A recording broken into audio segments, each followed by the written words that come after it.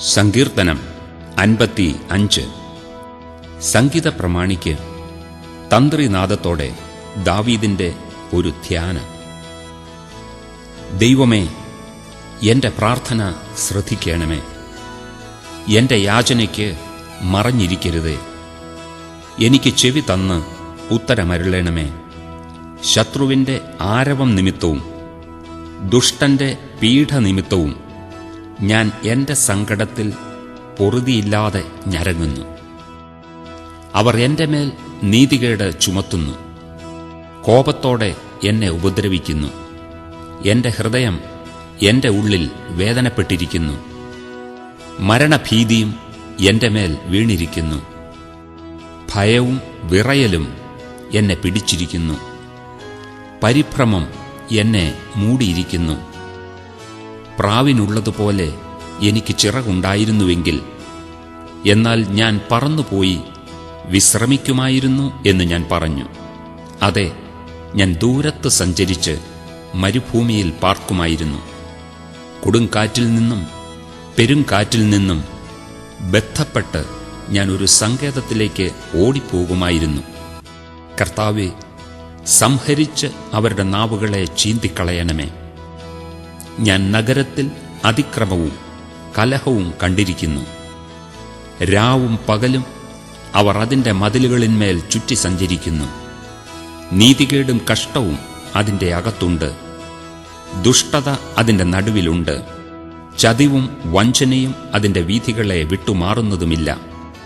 എന്നെ നിന്ദിച്ചത് ഒരു ശത്രുവല്ല. അങ്ങനെയെങ്കിൽ ഞാൻ സഹിക്കുമായിരുന്നു.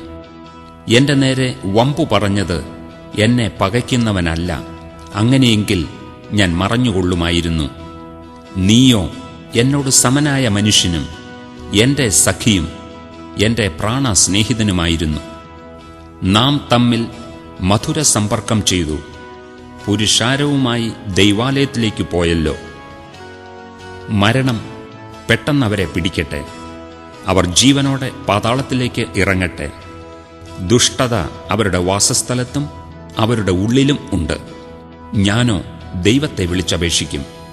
യഹോവ എന്നെ രക്ഷിക്കും. ഞാൻ വൈകുന്നേരത്തും കാലത്തും ഉച്ചയ്ക്കും സങ്കടം ബോധിപ്പിച്ച് കരയും. അവൻ എന്റെ പ്രാർത്ഥന കേൾക്കും.